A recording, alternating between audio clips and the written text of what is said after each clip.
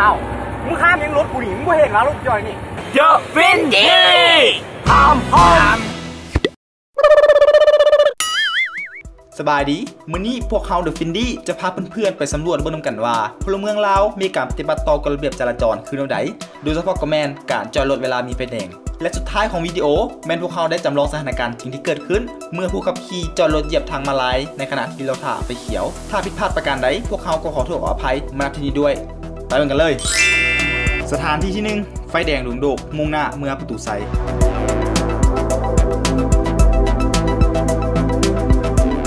สถานที่ที่2ไฟแดงดวงโดกอีกฟากมุ่งหน้าเมืองดอนหนุนสถานที่ที่3ไฟแดงลัก5หน้าหอประชุมแห่งชาติมุ่งหน้าเมืองประตูไซ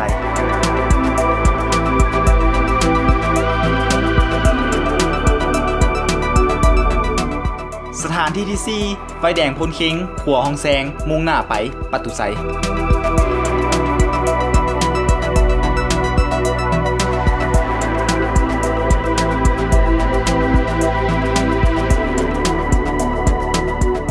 สถานที่ที่5ไฟแดงตลาดน้อยบ้านโนนสะอาดมุ่งหน้าไปดอนหนุน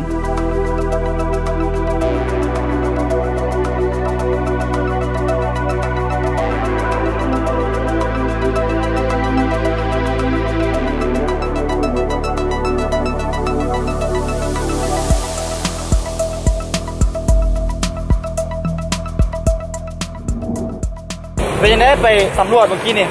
เป็นคนเหยียบทางมาลายยอมเป็นแบบที่ไหนวะคนเหยียบทางมาลายน่ะลายก็คนจอดรอท่าแต่พวกกูว่าจอดลายถ้าผู้นำภาพไปแทงแล้วเจ้าบอกว่าคลิปนี้จะช่วยสอนให้ผู้ขับขี่เป็นจะได้ถ้าผู้คิดเนาะจะให้ได้เองแบบมีความตื่นตัวใช่เอาผู้คิดเลยวะเอาให้ได้สันก็ต้องผู้คิดเองแล้วเนาะให้ได้ป่านนี้แมนเราก็ต้องคิดว่าข้ามทางมาลายไปข้ามมาที่รถเจิดมาตามมึงเองเนี่ยแล้วคนอื่นจะไม่เสียความเสียหายกฎระเบียบมันก็มีอยู่ดีเจ้าได้ค่ะเหยียบทางมาลายข้ามล่วงไฟแดงอันนี้แห่งนั้นเลยแล้วสุดท้ายนี้ทำมีข้อคิดหรือว่ามีคำเตือนคำห้ามจะรับผู้ขับขี่เขาแล้วเอาดีจำลองสถานการณ์ให้เจ้าเห็นที่จำลองสถานการณ์ให้เห็นว่าคันแบบนี้น่ะเชื่อลองเลยจำลองไปที่เป็นจำลองไม่ใช่ไฟแดงมันจะเลยไกลบ้านเฮาแม่บ้านที่จำลองแปลว่าคันเจอคนกดตีนแบบที่คนเก่งมาตั้งซะคันเจอแบบนี้เขาที่หุ้นดึกแล้วน่าจะเช้าอีกเดี๋ยวไปเจอที่ตามได้กันต่อไปนี้คือเหตุการณ์ที่พวกเขาได้จำลองสถานการณ์แท้ขึ้นมา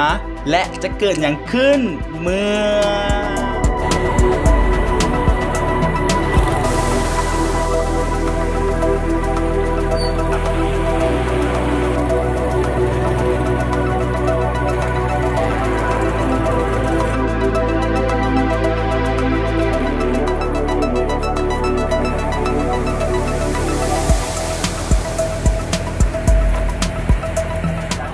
อ้าว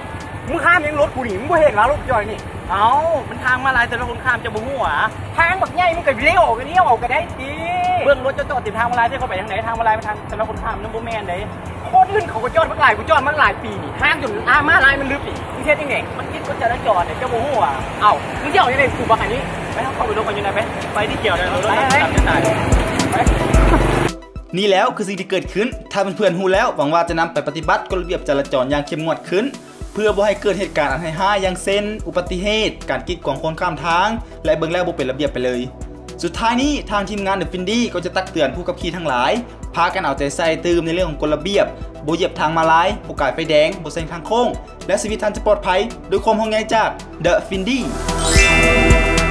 สุดท้ายนี้ทางทีมงานเดอะฟินดี้เขามีคำเตือนสำหรับทานผู้ชมได้ไหนบ่สำหรับผู้ขับขี่บ่เลยว่าจังได๋นะจากการตำรวจจากการจำลองสถานการณ์จริงเรียกฮู้มาหลายอย่างหนึ่งคืออยากให้ทุกคนเข้าใจตรงกันว่าและเข้าใจทุกคนมันเร่งรัดเฝ้ากันนะถ้าเกิดบ่ควรหนึ่งคือจอดรถเหยียบทางม้าลายสองล่วงไฟแดง